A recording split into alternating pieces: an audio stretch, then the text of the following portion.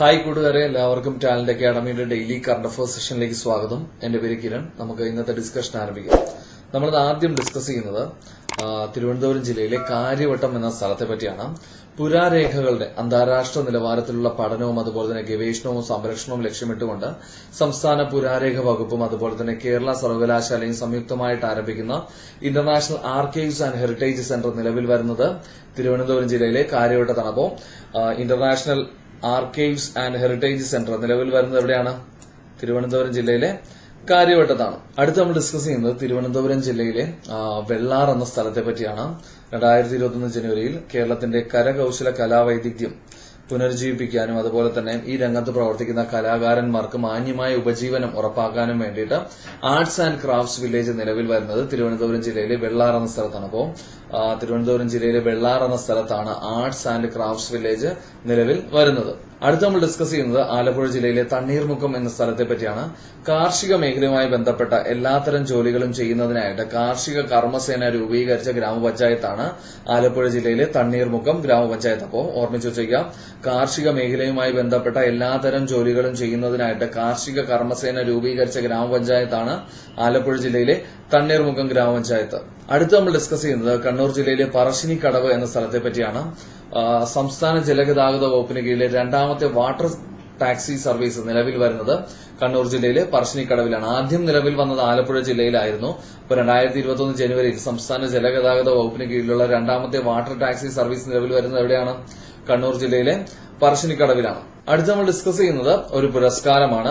ഗൾഫിലെ ആദ്യത്തെ മലയാള റേഡിയോ പ്രക്ഷേപണ നിലയമായ റേഡിയോ ഏഷ്യയുടെ 2020 news person of the year പുരസ്കാരത്തിന് അർഹയായിരിക്കുന്നത് നമ്മുടെ സംസ്ഥാന ആരോഗ്യ വകുപ്പ് മന്ത്രിയായ ശ്രീമതി കെ ശൈലജ ടീച്ചറാണ്. അപ്പോൾ ഓർമ്മിച്ചു വച്ചേക്കാം, ഗൾഫിലെ ആദ്യത്തെ മലയാളം റേഡിയോ പ്രക്ഷേപണ നിലയമായ റേഡിയോ ഏഷ്യയുടെ 2020 news person of the year പുരസ്കാരത്തിന് അർഹയായിരിക്കുന്നത് സംസ്ഥാന ആരോഗ്യ വകുപ്പ് മന്ത്രി ശ്രീമതി കെ ശൈലജ ടീച്ചറാണ്. അടുത്ത് ഡിസ്കസ് ചെയ്യുന്നത് മറ്റൊരു പുരസ്കാരമാണ്. അതിന്റെ പേര് പാല KM മാത്യു പുരസ്കാരമാണ്. ഈ പുരസ്കാരം വിതരണം ചെയ്യുന്നത് കേരള ബാലസാഹിത്യ ഇൻസ്റ്റിറ്റ്യൂട്ടാണ്. അപ്പോൾ 2020 കേരള ബാലസാഹിത്യ ഇൻസ്റ്റിറ്റ്യൂട്ടിന്റെ പാല KM മാത്യു പുരസ്കാരത്തിന് അർഹനായിരിക്കുന്നത് ശ്രീജിത്ത് പെരുന്തച്ചനാണ്. അദ്ദേഹത്തിന്റെ കുഞ്ചുവിനുണ്ടൊരു കഥ പറയാൻ എന്ന നോവലിനാണ് അദ്ദേഹത്തിന് 2020 പാല KM മാത്യു പുരസ്കാരം ലഭിച്ചിരിക്കുന്നത്. അതുപോലെ മറ്റൊരു പുരസ്കാരമാണ് വേൾഡ് അക്കാദമി ഓഫ് സയൻസും ചൈനീസ് അക്കാദമി ഓഫ് സയൻസും ചേർന്ന് നൽകുന്ന പ്രഥമ യുവശാസ്ത്ര പുരസ്കാരം. ഇപ്പോൾ വികസ്വര രാജ്യങ്ങളിലെ മികച്ച ഗവേഷകർക്കായിട്ടാണ് ഇറ്റലിയിലെ വേൾഡ് അക്കാദമി ഓഫ് സയൻസും അതുപോലെ തന്നെ ചൈനീസ് അക്കാദമി ഓഫ് സയൻസും ചേർന്ന് നൽകുന്ന പുരസ്കാരം. ഈ പുരസ്കാരം ആദ്യമായി ലഭിച്ചിരിക്കുന്നത്, പ്രഥമ യുവശാസ്ത്ര പുരസ്കാരം ആദ്യമായി ലഭിച്ചിരിക്കുന്നത് ഡോക്ടർ അജിത് പരമേശ്വരനാണ്. മലപ്പുറം സ്വദേശിയായ ഡോക്ടർ അജിത് പരമേശ്വരനാണ് വേൾഡ് അക്കാദമി ഓഫ് സയൻസും അതുപോലെ തന്നെ ചൈനീസ് അക്കാദമി ഓഫ് സയൻസും ചേർന്ന് നൽകുന്ന പ്രഥമ യുവശാസ്ത്ര പുരസ്കാരത്തിന് അർഹനായിരിക്കുന്നത്. അടുത്ത് ഡിസ്കസ് ചെയ്യുന്നത് ഒരു ഓൺലൈൻ വീഡിയോ മത്സരമാണ്. ആരംഭിച്ചിരിക്കുന്നത് ഇൻഫർമേഷൻ പബ്ലിക് റിലേഷൻസ് വകുപ്പാണ്. അപ്പോൾ നമ്മുടെ സംസ്ഥാനത്ത് പൊതുജനങ്ങൾക്കായിട്ട് ഇൻഫർമേഷൻ പബ്ലിക് റിലേഷൻസ് വകുപ്പ് നടത്തുന്ന ഓൺലൈൻ വീഡിയോ മത്സരമാണ് മിഴിവ് 2021 എന്നുള്ളത്.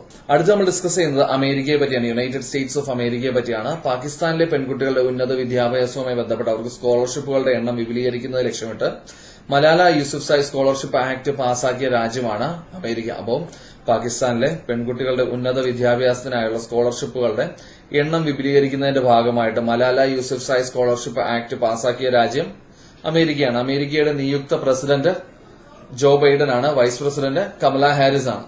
അടുത്ത് നമ്മൾ ഡിസ്കസ് ചെയ്യുന്നത് മേഘാലയയിലെ ഷില്ലോങ്ങിലെ ആസാം റൈഫിൾസ് പബ്ലിക് സ്കൂളിനെ പറ്റിയാണ്.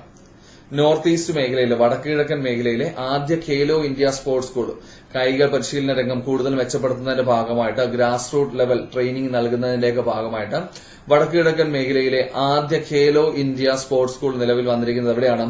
മേഘാലയയിലെ ഷില്ലോങ്ങിലെ ആസാം റൈഫിൾസ് പബ്ലിക് സ്കൂളിലാണ്. കേന്ദ്ര കായിക വകുപ്പ് കൈകാര്യം ചെയ്യുന്ന മന്ത്രി ആരാണ്? ശ്രീ കിരൺ റിജിജുവാണ്. അടുത്ത് നമ്മൾ ഡിസ്കസ് ചെയ്യുന്നത് ഉത്തർപ്രദേശ് സർക്കാർ കഴിഞ്ഞ ദിവസം ആരംഭിച്ചൊരു പദ്ധതിയാണ്. അതിന്റെ പേര് കിസാൻ കല്യാൺ മിഷൻ എന്നതാണ്. അപ്പോ സംസ്ഥാനത്തെ കർഷകരുടെ വരുമാനം ഇരട്ടിയാക്കുന്നത് ലക്ഷ്യമിട്ടുകൊണ്ട് ഉത്തർപ്രദേശ് സർക്കാർ ആരംഭിച്ച പദ്ധതിയാണ് കിസാൻ കല്യാൺ മിഷൻ എന്ന പദ്ധതി. ഉത്തർപ്രദേശിന്റെ തലസ്ഥാനം നമുക്കറിയാം ലക്നൌ ആണ്. മുഖ്യമന്ത്രി ശ്രീ യോഗി ആദിത്യനാഥ് ആണ്. ഗവർണർ ശ്രീമതി ആനന്ദിബെൻ പട്ടേലാണ്. അടുത്ത് നമ്മൾ ഡിസ്കസ് ചെയ്യുന്നത് ഒരു പരിപാടി, ഒരു പ്രോഗ്രാമാണ്. നമ്മുടെ കേന്ദ്ര സർക്കാർ ആരംഭിച്ച ഒരു പ്രോഗ്രാമാണ്. അതിന്റെ പേര് ടോയ് കാത്തോൺ എന്നാണ്. അപ്പോൾ ഇന്ത്യയെ ആഗോള കളിപ്പാട്ട നിർമ്മാണ ഹബ്ബാക്കി മാറ്റുക എന്ന ലക്ഷ്യത്തോടുകൂടി 2021 ജനുവരിയിൽ കേന്ദ്ര സർക്കാർ ആരംഭിച്ച പരിപാടിയാണ് ടോയ് കത്തോൺ എന്ന പരിപാടി. ഈ മേഖലയുമായി ബന്ധപ്പെട്ട നൂതന ആശയങ്ങൾ എല്ലാവരിൽ നിന്നും സ്വീകരിക്കുന്നത് ലക്ഷ്യമിട്ടുകൊണ്ടാണ് നമ്മുടെ രാജ്യത്ത് ഇങ്ങനെ ഒരു പരിപാടി ആരംഭിച്ചിരിക്കുന്നത്. അപ്പോൾ ഇന്ത്യയെ ആഗോള കളിപ്പാട്ട ഹബ്ബാക്കി മാറ്റുക എന്ന ലക്ഷ്യത്തോടുകൂടി കേന്ദ്ര സർക്കാർ ആരംഭിച്ച പരിപാടിയാണ് ടോയ് കത്തോൺ എന്നുള്ളത്. അടുത്ത് ഡിസ്കസ് ചെയ്യുന്നത് ഒരു അപ്പോയിന്റ്മെന്റ് ആണ്. ഇന്ത്യയിലേക്കുള്ള ബ്രിട്ടന്റെ ഹൈക്കമ്മീഷണറായിട്ട് നിയമിതനായിരിക്കുന്നത് അലക്സാണ്ടർ എലിസ് ആണ്. അപ്പോൾ ഇന്ത്യയിലേക്കുള്ള ബ്രിട്ടന്റെ ഹൈക്കമ്മീഷണർ ആരാണ്? അലക്സാണ്ടർ എലിസ് ആണ്. അതുപോലെ മറ്റൊരു അപ്പോയിന്റ്മെന്റ് ആണ് ഗൂഗിളിന്റെ ഏഷ്യ പസഫിക് ക്ലൌഡ് ഡിവിഷൻ തലവനായിട്ട് നിയമിതനായിരിക്കുകയാണ് കരൺ ബാജ്വ. അപ്പോൾ ഗൂഗിളിന്റെ ഏഷ്യ പസഫിക് ക്ലൌഡ് ഡിവിഷൻ തലവനായിട്ട് നിയമിതനായ ഇന്ത്യക്കാരനാണ് കരൺ ബാജ്വ. അടുത്ത് ഡിസ്കസ് ചെയ്യുന്നത് ഒരു പകർച്ചവ്യാധിയെ പറ്റിയാണ്. 2021 ജനുവരിയിൽ ആഫ്രിക്കൻ രാജ്യമായ ഡെമോക്രാറ്റിക് റിപ്പബ്ലിക് ഓഫ് കോങ്കോയിൽ കണ്ടെത്തിയ പുതിയ ഇനം പകർച്ചവ്യാധിയാണ് ഡിസീസ് എക്സ് എന്നുള്ളത്. അപ്പോ ഓർമ്മിച്ചു വെച്ചിരിക്കുക, ഡിസീസ് എക്സ് എന്ന പകർച്ചവ്യാധി ഏത് രാജ്യത്താണ് കണ്ടെത്തിയിരിക്കുന്നത്? Democratic republic of കോങ്കോയിലാണ്.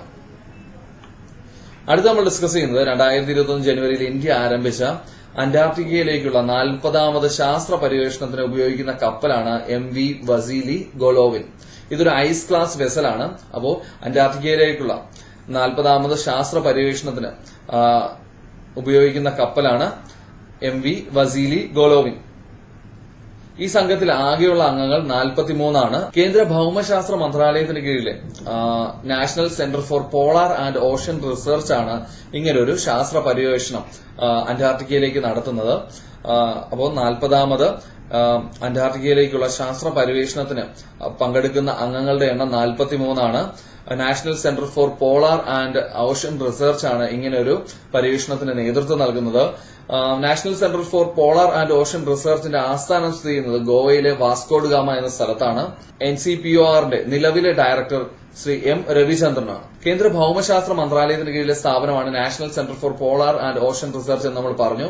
കേന്ദ്ര ഭൌമശാസ്ത്ര മന്ത്രാലയം കൈകാര്യം ചെയ്യുന്ന യൂണിയൻ മിനിസ്റ്റർ ആരാണ്? കേന്ദ്ര ആരോഗ്യമന്ത്രിയായ ഡോക്ടർ ഹർഷവർദ്ധൻ തന്നെയാണ് കേന്ദ്ര ഭൌമശാസ്ത്ര മന്ത്രാലയവും നിലവിൽ കൈകാര്യം ചെയ്യുന്നത്. അടുത്തത് ഒരു വിയോഗമാണ്. 2021 ജനുവരിയിൽ അന്തരിച്ച ആഫ്രിക്കൻ രാജ്യമായ മാലിയുടെ മുൻ പ്രധാനമന്ത്രിയാണ് മൊഡീബോ കെയ്റ്റ. അപ്പോ 2021 ജനുവരിയിൽ അന്തരിച്ച ആഫ്രിക്കൻ രാജ്യമായ മാലിയുടെ മുൻ പ്രധാനമന്ത്രി മൊഡീബോ കെയ്റ്റയാണ്. മാലിയുടെ തലസ്ഥാനം നമുക്കറിയാം ബൊമാക്കോ ആണ്. മാലിയുടെ നിലവിലെ പ്രധാനമന്ത്രി മൊക്ടാർ ഓൺ ആണ്. ഇനി ഇന്നത്തെ ക്വസ്റ്റ്യൻ ഓഫ് ദി ഡേ ആണ്. 2021 ജനുവരിയിൽ khadi and village industries commission ആരംഭിച്ച ഇ-കൊമേഴ്സ് പോർട്ടൽ ഏതാണ് എന്നതാണ് ഇന്നത്തെ ക്വസ്റ്റ്യൻ ഓഫ് ദി ഡേ. അപ്പോൾ നിങ്ങൾക്ക് ഉത്തരം അറിയാമെങ്കിൽ ഈ വീഡിയോയുടെ താഴെ കമന്റ് ചെയ്യാം. ഉത്തരം അറിയില്ലെങ്കിൽ തീർച്ചയായിട്ടും നിങ്ങൾ കഴിഞ്ഞ ദിവസത്തെ വീഡിയോ പോയി കാണുക. ആ പോയിന്റ്സ് ഒക്കെ നോട്ട് ചെയ്ത് വെച്ച് പഠിക്കുക. അപ്പോൾ കഴിഞ്ഞ ദിവസം നമ്മൾ ചോദിച്ചിരുന്ന ചോദ്യമാണ് 2021 റിപ്പബ്ലിക് ദിനാഘോഷ പരേഡിൽ പങ്കെടുക്കുന്ന വിദേശ സേനാ വിഭാഗം ഏതാണെന്നുള്ളത്. ഇത് രണ്ടാമത്തെ തവണയാണ് ഒരു വിദേശ സേനാ വിഭാഗം നമ്മുടെ രാജ്യത്തെ റിപ്പബ്ലിക് ദിനാഘോഷ പരേഡിൽ പങ്കെടുക്കുന്നത്. ബംഗ്ലാദേശ് സൈന്യമാണ് 2021 റിപ്പബ്ലിക് ദിനാഘോഷ പരേഡിൽ പങ്കെടുക്കുന്ന വിദേശ സേനാ വിഭാഗം. ഇതിനു മുമ്പ് പങ്കെടുത്തത് 2016 ഫ്രഞ്ച് സേനയായിരുന്നു. ഓക്കെ ഫ്രണ്ട്സ്, അപ്പോൾ ഇന്നത്തെ വീഡിയോയിൽ നമ്മൾ ഡിസ്കസ് ചെയ്തത് ടാലന്റ് അക്കാഡമിയുടെ ഡെയിലി കറന്റ് അഫയേഴ്സ് അപ്ഡേറ്റ്സുകളാണ്. ടാലന്റ് അക്കാഡമിയുടെ ഡെയിലി കറന്റ് അഫയേഴ്സ് അപ്ഡേറ്റ്സുകൾ നിങ്ങൾക്ക് ഉപകാരപ്പെടുന്നുണ്ടെങ്കിൽ തീർച്ചയായിട്ടും നിങ്ങളുടെ ഫ്രണ്ട്സിന് അത് ഷെയർ ചെയ്യുക. നിങ്ങളുടെ അഭിപ്രായങ്ങളെല്ലാം കമന്റ് ചെയ്യുക. ഡെയിലി കറന്റ് അഫയേഴ്സിന്റെ മറ്റൊരു സെഷനുമായിട്ട് നമുക്ക് അടുത്ത ദിവസം കാണാം. അതുവരെയും bye bye and thank U.